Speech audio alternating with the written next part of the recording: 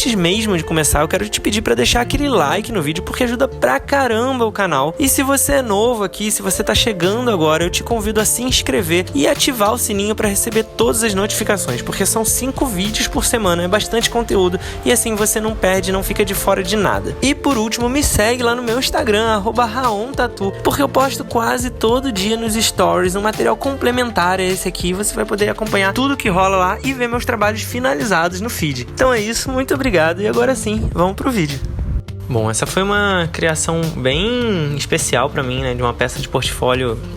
uma das principais, assim. Você vê que eu tô terminando de organizar minhas referências ali, eu sempre faço isso, né, agrupar várias referências dentro da mesma vibe, do mesmo estilo, em várias camadas diferentes, no caso aí bruxas, né, ciganas, enfim, tudo relacionado a essa questão de ocultismo. E você vê que eu tô fazendo uma colagem agora com algumas fotos, né, um rosto que eu usei de base, uma mão e uma carta qualquer ali, que eu tô posicionando para achar mais ou menos o ângulo, né, dessa composição, a base anatômica dessa estrutura tridimensional que eu queria fazer ali para essa minha personagem. Então, uma vez que eu tivesse achado esse ângulo, composto ele, né, com esses elementos, dentro desse limite que eu marquei ali, que seria o formato do ombro, né, da pessoa que eu ia tatuar, encaixando de um lado ao outro, né, considerando a largura, se você considerar que o ombro dá uma certa volta, assim, desde a parte frontal, a lateral e até a parte traseira do ombro, né, toda a parte externa arredondando assim, posicionando de forma que o rosto fique mais voltado para frente, né, na lateral um pouco mais voltado para frente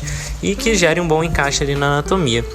Então, a partir daí eu comecei a fazer o meu esboço, realmente, o meu estudo, né? Você vê que à medida que eu vou transpondo a anatomia do rosto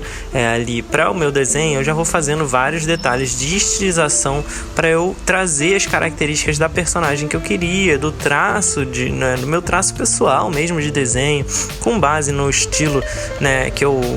me inspiro, que é o neotradicional, mas com as liberdades criativas que eu me permito fazer nesse processo. Então, ali eu já vou planificando, por exemplo, as áreas do rosto, como eu fiz ali no nariz, dividindo em, né, parte frontal e lateral e parte de baixo, entendendo como o rosto da modelo de base se comporta, né, estruturalmente, tridimensionalmente, em termos de volume, de sombras, e fazendo essas estilizações, né. Eu já estou trabalhando aí em 2 camadas, uma para fazer o contorno final, né, de linhas pretas ali, né, e uma outra que você vê já a divisão ali do nariz, e eu vou fazer também em algumas outras áreas do rosto e da mão, né, com uma linha mais clarinha. Isso está num outro layer, e na verdade é um layer que está com uma transparência, só com uns 30% de opacidade, e essa linha ela é uma linha de marcação. Na hora de fazer o stencil ela vai ser preta igual, vai para o decalque igual, mas aí na arte final eu tento reproduzir o efeito que seria, né, o resultado da tatuagem, ou seja, essas linhas elas não seriam traçadas com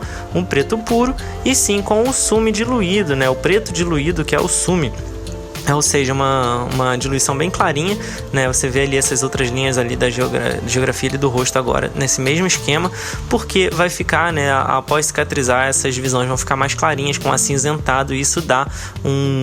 uma estética, né, bem interessante aí de assumir esses volumes, essa linguagem ali da divisão das linhas, sem ficar também tão pesado quanto um contorno final. E agora eu estou estudando como que eu iria fazer toda essa caracterização dela. Minha primeira ideia era fazer um capuz, como se fosse um manto e tudo mais. Então a ideia era começar com mais voltado para uma pegada meio bruxa mesmo, né? A gente sabia que ela ia ser uma médium, né, com uma carta de tarô e tal. E aí, depois de estudar bastante essa questão do capuz e do manto, eu cheguei à conclusão de que isso ia fechar muito o desenho, eu ia perder muito movimentação e fluidez, porque ia englobar demais e inclusive perder a chance de explorar mais cabelo e alguns outros elementos. E também conversando com a aluna, que é a minha namorada, quem ia receber, né, esse desenho no ombro, e fala de questões muito pessoais, né, que ela se relaciona também com o ocultismo e tudo mais, a gente resolveu ir por um caminho mais voltado para uma cigana tradicional, com aquele lenço prendendo o cabelo ali na parte de trás, mas que permitisse colocar os cabelos, né, mais soltos na parte da frente, colocar cachos, dar um bom volume ali para ele, né? Então eu estou esboçando, você vê que estou indo e vindo entre várias soluções com a ferramenta do lápis, né? Olha a diferença, enquanto o rosto eu já estava mais certo sobre a anatomia, sobre o formato, o acabamento, eu fiz uma linha linha mais final, esses detalhes periféricos, né, desde do capuz ali, né, do lenço até o cabelo e tudo mais, eu fiz com uma ferramenta muito rascunhada, um lápis muito solto, um traço muito grosso para estudar, né, o movimento, a forma e tudo mais. Uma vez que eu tivesse definido, né, mais ou menos essa estrutura, aí sim agora eu tô passando a limpo com um outro layer, né, uma outra camada por cima. Você viu que eu botei uma transparência ali embaixo do meu rascunho, né, para eu passar limpo o que eu tinha estudado. E assim eu consigo, né, chegar a uma boa solução de composição que fique interessante dentro dessa área que eu estabeleci, que tem as características que eu defini que eu queria colocar, né, trabalhando em etapas. Se a gente tenta ir de primeira já fazendo as linhas finais, a gente perde a noção do todo e acaba que não experimenta ou já fica muito concentrado em acertar, fazer a linha bonitinha de primeira, e isso prejudica essa etapa inicial que é importante de estudo, de rascunho mesmo. Por isso, né, a diferença do acabamento. E agora sim, eu tô passando a limpo, como eu falei, né, fazendo esse acabamento. Eu achei muito interessante desse detalhe da mão, que eu optei por fazer ela como se estivesse cortada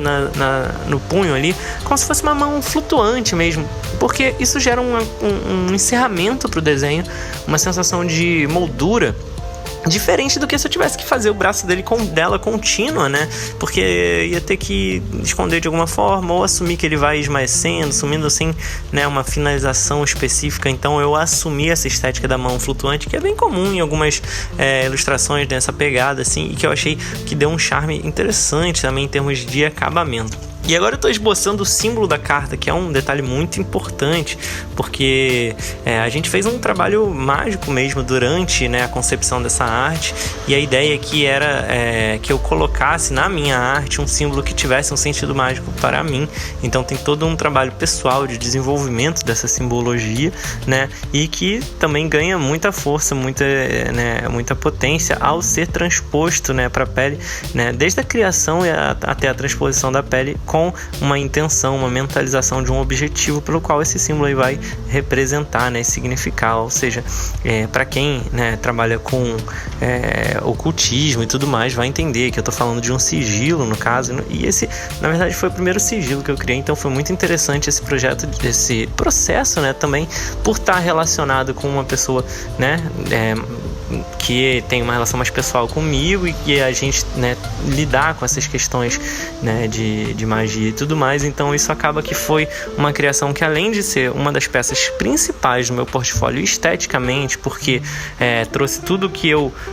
curto, né, em termos estéticos, e um acabamento e um traço que ficou muito bem resolvido em termos de representar o meu trabalho tecnicamente, também conceitualmente ele tem uma carga, né, muito forte aí de motivação, de energia e tudo mais. Então por isso que hoje em dia é um dos trabalhos principais aí que eu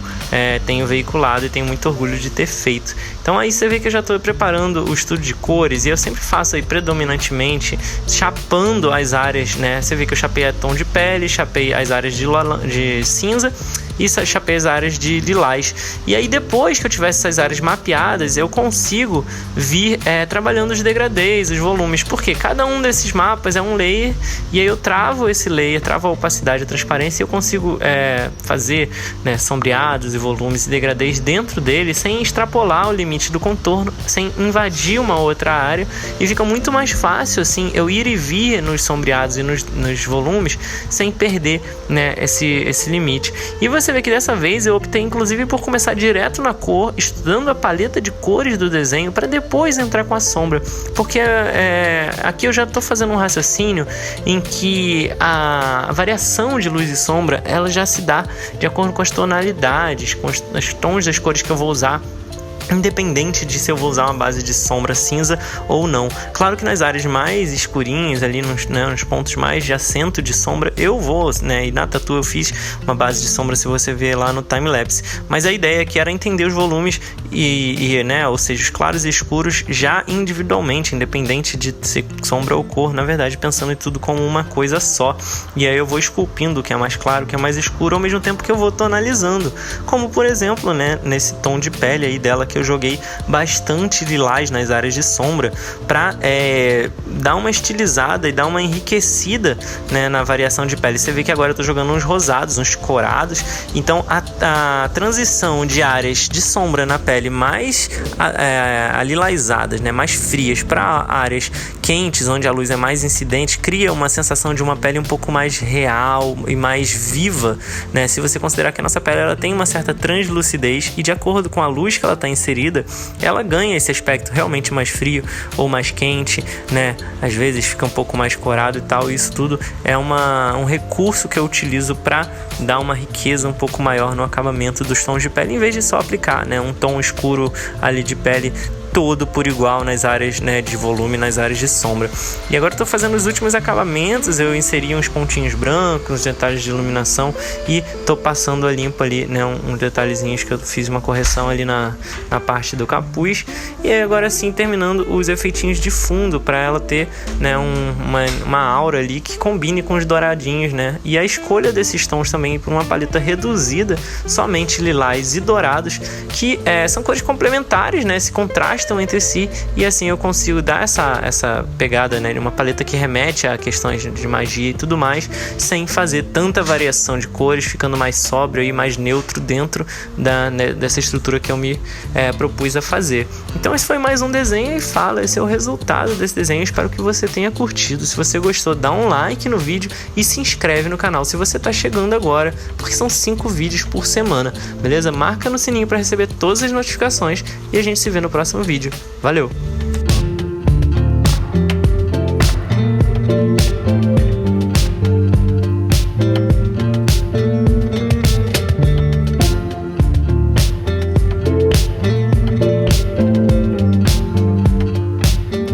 Se você gostou desse vídeo e quer ver outros como esse, se inscreve aqui no canal. É só clicar nesse logo redondo que tá aí na tela, dá um like no vídeo que é muito importante, compartilha com outras pessoas que você acha que também vão gostar, comenta aqui embaixo pra gente poder trocar ideia e por último, dá uma olhada nesses 2 vídeos sugeridos aqui na tela, pode ser que você também goste.